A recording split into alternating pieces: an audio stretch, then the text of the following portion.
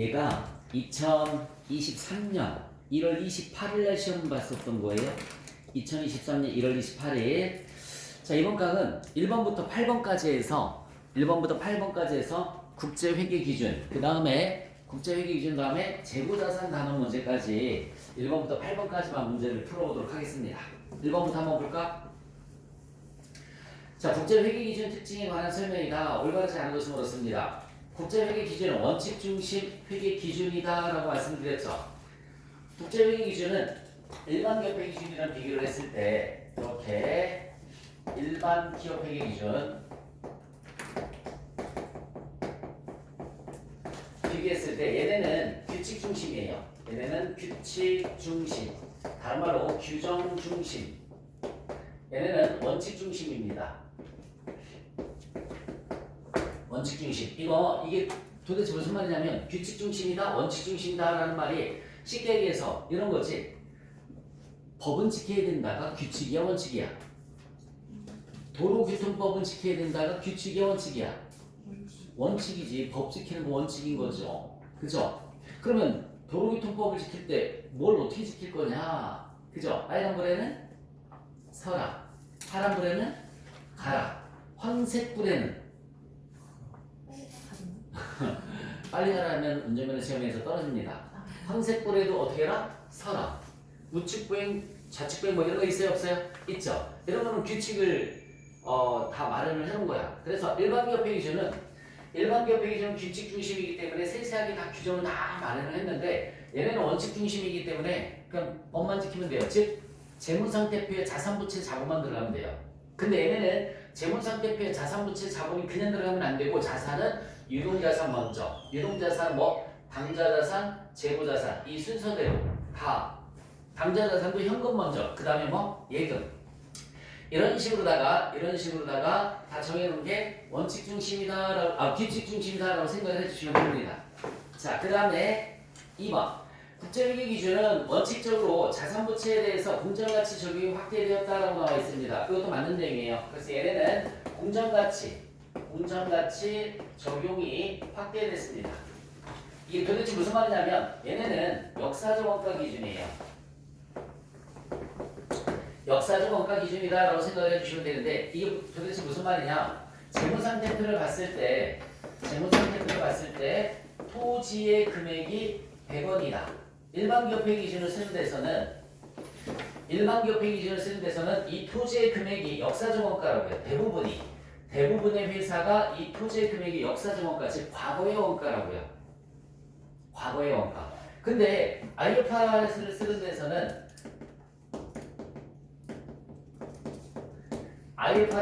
데서는 토지가 공정가치로 들어가게끔 유도를 많이 합니다. 그래서 100원이 아니라 현재 땅값이 800원이다. 800원 이렇게 들어가는 거죠. 그 여기 봐요. 100원짜리가 얘는 100원이라고 표시했는데 얘는 얼마로 표시가 됐어요? 800원으로 표시했으면 땅값이 얼마 올라갔다는 얘기야? 700원이 올라갔다는 얘기죠. 그렇죠? 그러면은 자본에서 뭐가 있을 거냐면 재평가 잉여금이 700원이 있겠죠. 이런 식으로 표시하는 것을 갖다 우리가 뭐라고 하냐면 공정가치 적용을 확대했다라는 말을 쓰는 거야. 그래서 일반 기업 회계 기준은 취득원가로 표시를 하면 되는데 IFRS는 공정가치로 표시를 해라. 그러면은 100원짜리가 800원이 됐으니까 700원만큼 뭐가 생긴다고요? 재평가 잉여금이 생길 것이다. 이런 식으로다가 많이 유도를 하고 있다라고 알아두시면 되고요. 자, 3번. 국제회계 기준을 적용한 후에 주석 공시를 강화하고 있다. 재무상태표에 다 표시를 못하잖아요. 그러니까 주석에서 그걸 다 해설을 해놔야 되기 때문에 주석 공시를 강화하고 있습니다. 자, 국제회계 기준은 얘네는 별도 개별재무제표예요. 개별재무제표. 얘네는 연결재무제표입니다. 얘네는 연결재무제표라고 되어 있습니다. 아주 쉽게 얘기해서 개별재무제표는 내 것만 나타내면 되는 거잖아요. 그렇죠? 연결재무제표는 온 가족의 매출, 순이익을 다 합쳐서 공개를 하는 게 연결재무제표야. 다시 한번 얘기해 줄게요. 내 것만 정한 네 연봉 얼마니? 이건 뭐라고요? 개별재무제표. 그죠? 너네 가정 연봉은 얼마니? 이건 뭐라고요? 연결 재무제표 이렇게 생각을 해주시면 되겠죠. 그냥 소개팅 할 때는 그 사람의 연봉만 궁금해하지, 그치? 개별 재무제표만 궁금하잖아. 근데 이제 결혼을 전제로 해서 만날 때는 그 집안의 재산도 궁금하지, 그치? 연결 재무제표란 말이에요. 그래서 IFRS는 연결 재무제표 중심이다 라고 생각을 해주시면 됩니다. 됐어요? 자, 그러면 한번 확인 한번 해보도록 할게요. 전자공시 시스템 띄워보세요. 우리 전자공시 시스템 휴대폰에서 어플 없는 사람은 어플 하나만 다운받아 줄까요? 어플 하나만 전자공시 시스템 금융감독원에 전자공시 시스템이 있을 거야. 띄운 사람은 우리 회사 이름 뭘 띄워볼까요? 현다 ENG? 현다 ENG 띄워봐요. 현다 ENG. 그러면은 기타법인이라고 나와 있을 거야. 현다 ENG 기타법인. 비상장회사입니다. 비상장회사예요. 현다 ENG 검색을 하면 어이 현다 ENG. 그러면은 밑에 감사보고서, 여러분 회사 이름 앞에 기라고 써있는 게 기타법인 비상장회사라고 그랬죠, 그쵸? 비상장회사예요. 감사보고서 클릭하시고 감사보고서 목차에서 감사인의 감사보고서를 클릭하시면 감사의견 두 번째 단락 우리의 의견으로는, 그죠? 우리의 의견으로는 감사보고서, 독립된 감사인의 감사보고서, 독립된 감사인의 감사보고서 우리의 의견으로는 봤어요? 거기 그 문단에 보시면은 세 번째 줄에 일반 기업회계 기준에 따라 중요성 관점에서 공정하게 표시하고 있습니다 라고 나와있죠. 이 회사는 일반 기업회계 기준을 쓰는 회사입니다. 그래서 목차를 찍어주시면은 그죠? 재무제표가 그냥 재무상태표, 손익계산서, 자본변동표, 현금흐름표, 추석 이렇게 나와있죠.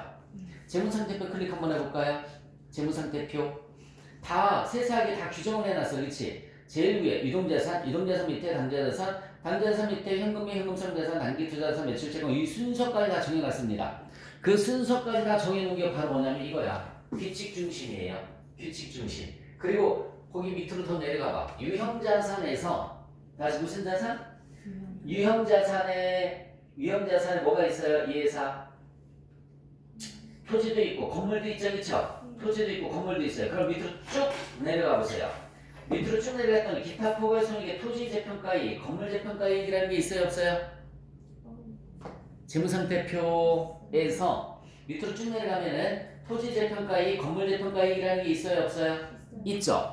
이 회사는 일반 기업회계 기준인데도 불구하고 여기 봐요. 일반 기업회계 기준인데도 불구하고 역사적 원가로 하지 않고 뭘로 다 했으니까 공정가치에 적용을 했다는 얘기죠, 그쵸? 그 이유가 있어요. 나중에 알려줄게요. 다시 한번 얘기해줄게. 역사적 원가가 아니라 공정가치 적용을 사용하는 회사입니다. 일반 기업회계 기준을 쓰는 회사인데도 불구하고, 자 이제 IFRS 쓰는 회사를 잠깐만 한번 가볼까요? IFRS 연결재무제표가 뭔지, 이거는 개별재무제표인 거야.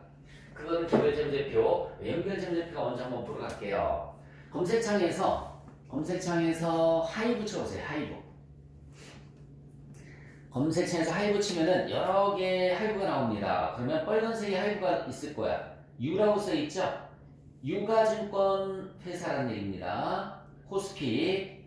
그 하이브에서 뭐 클릭해서 들어가 볼 필요도 없이 세 번째 봤더니 연결재무제표 기준 뭐 이런 식으로 나오잖아, 그지? 잠깐만 이 페이지를 한번 가볼까요? 이 페이지에 분기보고서 나와 있네. 클릭. 이 페이지 분기보고서 클릭했으면 자 목차 찍고 조금만 내려가 봐요. 목차 찍고 조금만 내려가면은 연결재무제표라고 해서 연결재무상태표, 연결포괄손익계산서 막 그런 식으로 해서 나와 있어요.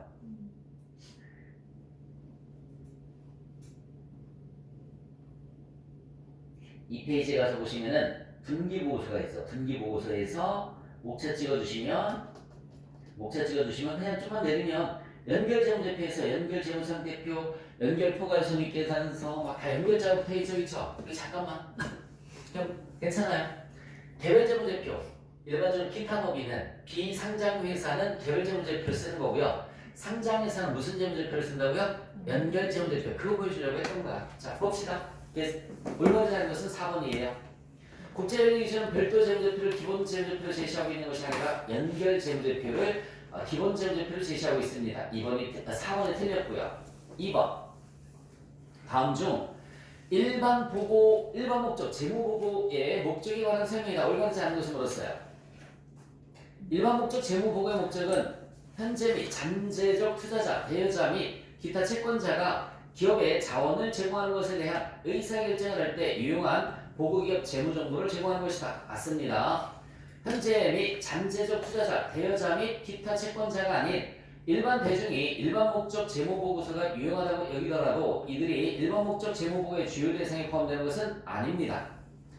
보고 기업의 경제적 자원과 청구권, 성격 및 금액에 대한 정보는 정부 이용자가 보고 기업의 재무적 강점과 약점을 식별하는 데 도움을 줄 수가 있고요. 우리가 재무제표 분석하면 그 재무제표를 보고서 그 회사의 강점이나 약점을 식별하는 데 도움을 줄 수 있다는 얘기입니다.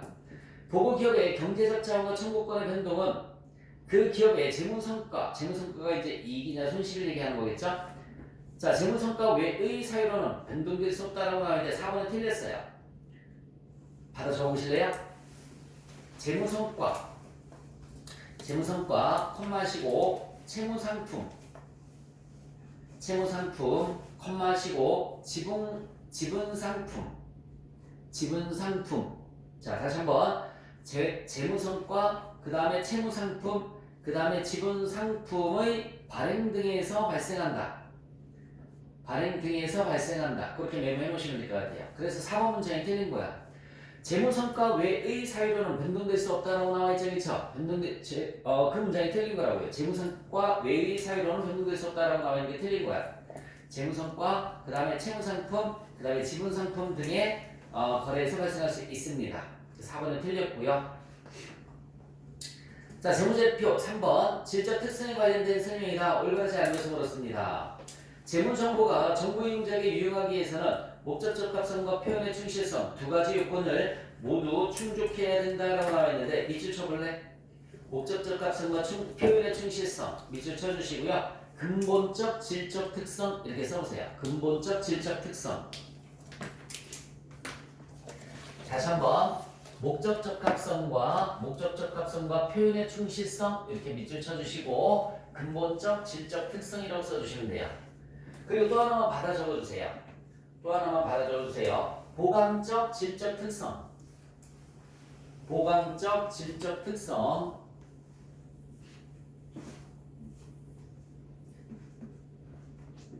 땡땡 하시고 비교 가능성.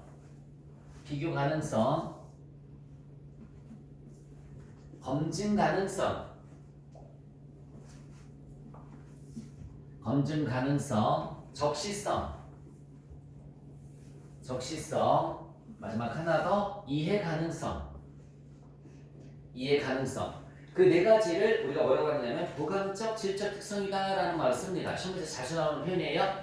근본적 질적 특성의 목적적 합성과 표현의 충실성이 있고 그 다음에 보강적 질적 특성에는 비교 가능성, 검증 가능성, 적시성, 이해 가능성이 있다. 자, 동그라미 1번을 보시면은 어쨌든 목적적 합성과 표현의 충실성 두 가지 요건을 모두 충족해야 되는 거 맞고요. 재무정보가 예측가치를 가지기 위해서 반드시 그 자체의 예측치 또는 측정치를 포함할 필요는 없습니다. 여러분, 예측가치라는 게 뭐냐면 조금 전에 우리 전자공시 시스템 들어가봤죠? 하이브의 재무제표를 보고 야, 하이브에 투자를 하면 내가 올해 돈을 벌 수 있겠다. 이게 예측가치야. 하이브가 올해 BTS 다 제대하잖아요, 그죠? 그리고 지금 현재 주가도 많이 올라갔어요. 19만원 돈에서 25만원 돈 올랐단 말이야. 더 오를 거야. 한 40만원까지. 선생님의 희망사항이에요. 그래서 그런 정보를 얻을 수 있는데 그 정보가 반드시 예측치일 필요는 있다 없다? 없다라는 얘기입니다. 자, 충실한 표현에서는 아주 중요한 문장입니다. 서술이 완전하고 밑줄 쳐주세요. 중립적이어야 되고 오류가 없어야 됩니다. 서술이 완전하고 세 가지 조건. 서술이 완전하고 중립적이며 그 다음에 오류가 없어야 한다. 4번 보강적 질적 특성은 정보가 목적적 합하지 않거나 나타내고자 하는 바를 충실하게 표현하지 않더라도 개별적으로 또는 집단적으로 그 정보를 이용하게 할 수 있다라고 하는데 보강적 질적 특성은 말 그대로 목적적 합성 표현의 충실성을 보충해 주는 거지, 그치? 뭔 말인지 가요? 근본적 질적 특성을 보강적 역할, 보강적이란 말이 뭐야? 보충해 준다는 얘기예요. 그래서 네.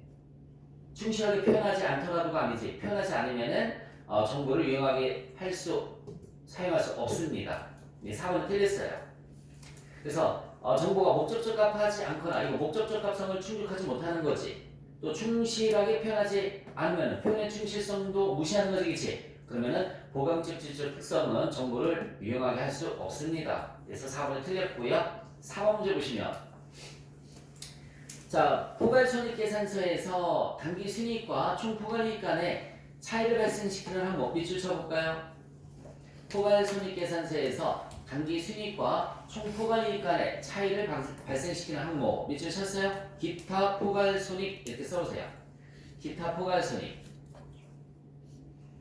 기타 포괄손익 땡땡 하시고 자, 여러분들 기타 포괄손익이 뭐가 있다고 배웠을까? 매도가는 증권 평가 이익 써보세요. 매도가는 증권 평가 이익 괄호를 닫고 손실 매도가는 증권 평가 이익 괄호를 닫고 손실 자, 또 뭐 있을까요? 기타 포괄손익에 조금 전에 나왔었는데 재평가 잉여금 재평가 잉여금 그 다음에 해외사업 환산이익 해외사업 환산이익 괄호 닫고 손실 자, 이런 것들을 우리가 기타 포괄손익이라고 하고요. 이것 때문에 차이가 발생시키는 겁니다. 자, 다시 한번 말씀드릴게요. 단기 순이익과 총 포괄이익의 차이를 발생시키는 요인이 기타 포괄손익이에요. 그래서 기타 포괄손익을 찾으시면은 매도가능 증권 평가이익이나 손실 그 다음에 또 뭐 있다고 그랬죠? 재평가잉여금 그 다음에 해외사업 환산이익이나 손실 이거 찾아주시면 됩니다. 답은 몇 번? 2번이죠. 동그라미 1번에 여러분 투자 부동산 평가 손익은 단기 손익으로 인식되는 거예요. 메모하세요. 단기 손익. 투자 부동산 평가 손익은 단기 손익. 단기 손익의 의미는 수익과 비용을 의미하는 거야. 단기 손익의 의미는 뭐를 얘기하는 거라고요? 수익과 비용. 그 다음에 동그라미 3번에 단기 손익, 공정가치 측정, 금융자산 평가 손익 이거 쉽게 여러분들 단기 매매 증권 평가이익 들어봤죠? 단기 매매 증권 평가이익 얘기하는 거예요. 단기 손익이라고 그랬으니까 이것도 수익과 비용 동그라미 4번에 자기 주식 처분이 이거 뭐 해석하는 거죠? 자본, 잉여금 해석하는 거죠? 자본, 잉여금 동그라미 2번만 기타 포괄손익입니다. 5번 문제 보자. 기업이 특수관계자로 인식해야 할 대사업을 올바르지 않은 것으로 그렇습니다. 관계기업, 여러분 관계기업이라고 하면 지분율이 20% 이상이거나 또는 다시 한번 관계기업이 뜻이 뭐냐면 지분율이 20% 이상이거나 또는 유의적인 영향력을 행사할 수 있는 기업 유의적인 영향력을 행사할 수 있는 기업 네, 이런 회사를 관계기업이라고 해요. 유의적인 영향력이 뭐야? 아주 중대한 영향력을 얘기하는 겁니다. 자, 그 다음에 주요 경영진, 당해기업의 지배기업이 종속기업. 네, 다 특수관계자죠. 근데 주요 매출처가 특수관계자가 될 수는 없죠. 네, 이번에 틀렸어요. 6번 문제 많이 나오는데 재고자산 평가 손실은 재고자산이 진부하게 발생하였다. 다음 중 주식회 3일에 2000X2년 포괄손익계산서상 매출원가는 얼마인가? 감모손실, 평가손실은 모두 매출원가를 가정한다. 정말 간단한 문제인데 여기 봐요. 공식을 써주면 기초재고 플러스 순매입 원래 정상적인 것부터 가르쳐줄게요. 기초재고 플러스 순매입 마이너스 기말재고 마이너스 기말재고가 차감전으로 들어가시면 돼요. 차감전 그럼 매출 원가가 계산이 됩니다. 두 가지 방법을 가르쳐 드릴게요. 자, 기초 재고가 얼마라고 나와 있나 보면 여러분 작년에 기말재고가 올해는 뭐가 되는 거지? 기초가 되는 거죠. 다시 한번 작년에 기말이 올해 뭐가 된다고요? 기초. 작년에 기말이 얼마 있어? 60만 원이지. 걔가 올해는 기초예요. 기초 재고가 60만 원. 자, 플러스 순매입액이 얼마라고 나와 있어요? 100만 원. 마이너스 기말 재고는 맨 밑에 나와 있어. 맨 밑에 기말 재고 자산이 평가 손실과 감모 손실 차감 후의 금액이 52만 원 나와 있지, 그렇죠? 근데 내가 여기 뭐라고 했어? 차감 전으로 들어가라고 했잖아. 차감 전. 거꾸로 더해주시면 돼요. 그러면 52만 원에다가 평가 손실, 감모 손실 20만 원, 10만 원, 30만 원 더해줬더니 82만 원이 나오네요. 82만 원. 원래 정상적인 거는 저렇게 차감 전후로 계산을 하는 거야. 그럼 매출원가가 나올 거야. 매출원가 얼마 나오니? 78만 원 나오죠.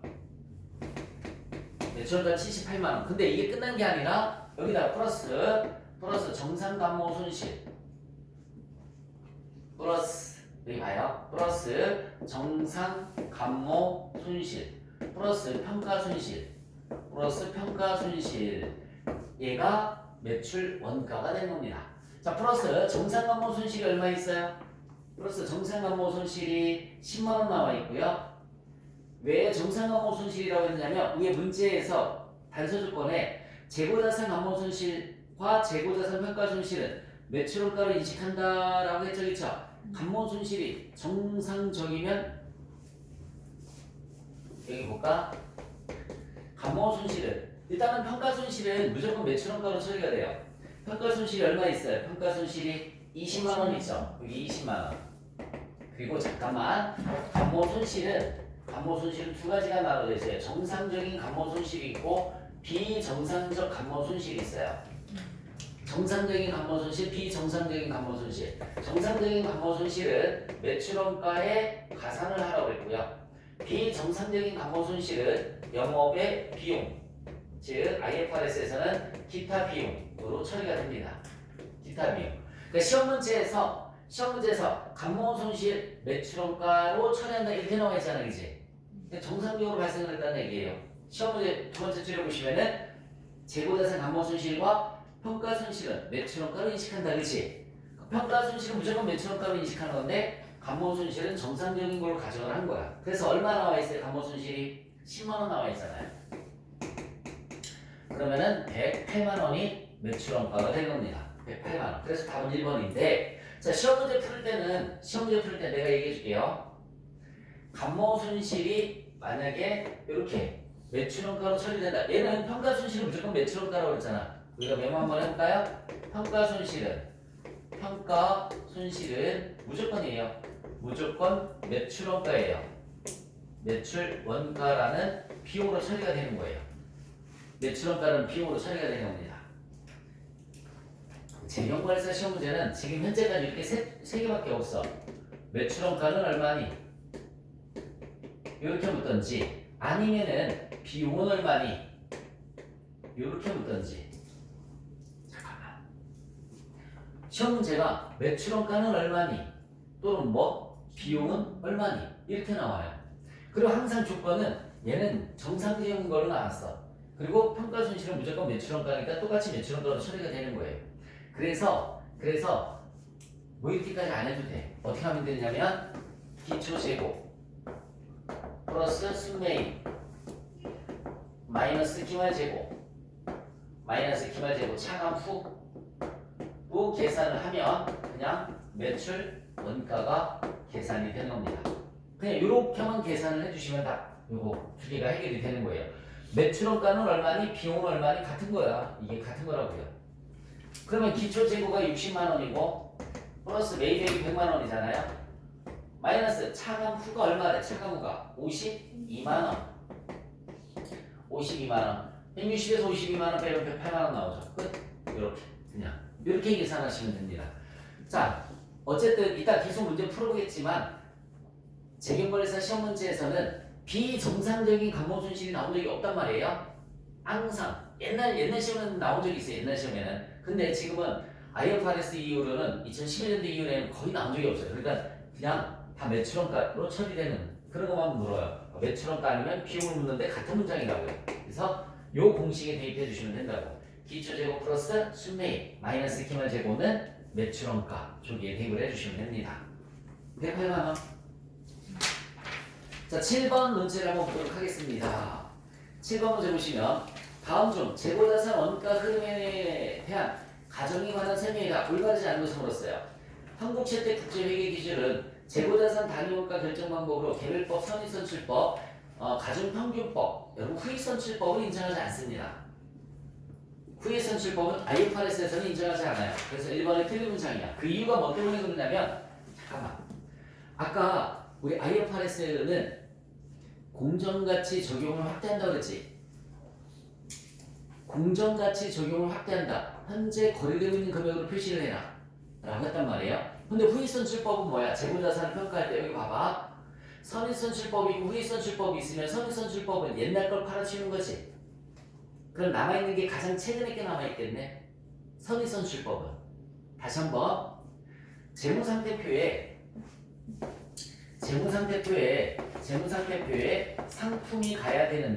상품이 가야 되는데 선입선출법은 옛날 걸 다 팔아치우고 가장 최근에 게 남아있는 거니까 선입선출법은 가장 최근 게 여기 들어가 있는 거라고. 가장 최근 게 공정가치 적용을 확대하는 거랑 부합한단 말이에요. 근데 후익선출법은요. 가장 최근에 걸 팔아치우고 옛날 게 남아있는 거지, 그치? 그럼 여기에 상품이 과거의 것이 남아있다고요. 그러면 공정가치 적용 확대랑 상충되는 거잖아, 그치? 그래서 IFRS에서는 후익선출법을 인정한다, 안 한다? 안 한다라는 그런 개념이에요. 자, 한 번만 다시. 아까 IFRS에서는 공정가치 적용을 확대한다 그랬단 말이에요. 그 공정가치 적용을 확대한다라는 말이 뭐라고 그랬어? 가장 최근의 것으로 표시가 되는 거야. 그리고 선입선출법은 옛날 걸 팔아치웠으니까 가장 최근에 게 남아있는 거 부합한단 말이죠. 근데 후익선출법은 가장 최근에 걸 팔고 옛날 게 남아있는 거지, 그치? 그럼 이건 공정가치 적용의 확대와 상충되는 거기 때문에 후익선출법은 인정하지 않습니다. 그래서 1번은 틀렸어요. 2번 재고자산에 대한 단위원가 결정 방법의 적용은 동일한 용도나 성격을 지닌 재고자산에 대해서는 동일하게 적용된다. 맞고요. 회계 기간 중에 재고자산 취득원가가 계속 상승하는 상황에서 이거 물가가 상승한다는 얘기예요. 여러분 물가 상승할 때 물가 여기다 쓸까요? 물가 상승 시 두 번째 조건은 기초 재고보다 기말 재고가 크거나 같을 때 이익이 큰 순서 뭘까요? 이익이 큰 순서 시읒 다음에 뭐죠? 이응 다음에 뭐죠? 치읓 마지막이 후익선출법인데 어차피 후익선출법은 인정하지 않는다라고 그랬잖아요. 우리 IFRS에서는 그치? 그래서 제일 큰 건 뭐예요? 선입선출법 그 다음이 뭐죠? 이동평균법 제일 작은 게 총평균법이 되는 겁니다. 이익이 큰 순서가 물가 상승 시 기초 재고보다 기말 재고보다 또 클 때 이익이 큰 순서는 선입선출법이 제일 크고요. 그 다음에 이동평균법, 그 다음에 총평균법이에요. 그러면 여러분 이익이 크려면 자산도 커야 되는 거죠, 그치? 자, 그래서 그 문장 봐봐. 그 문장 보시면 다시 한번 동그라미 3번. 자, 재고자산의 취득원가가 계속 상승하는 상황이다. 이 물가가 상승한다는 얘기잖아요. 물가가 상승하는 상황에서 기말 재고 수량이 기초 재고 수량보다 같거나 증가하는 경우 여기 봐봐. 기말이 기초보다 같거나 큰 경우 선입선출법의 재고자산이 평균법보다 재고자산보다 훨씬 더 많이 계산된다. 자산이 많아야지 이익이 큰 거니까 그치? 다시 한번 자산이 많으면 뭐도 큰 거라고요? 이익이 큰 겁니다. 4번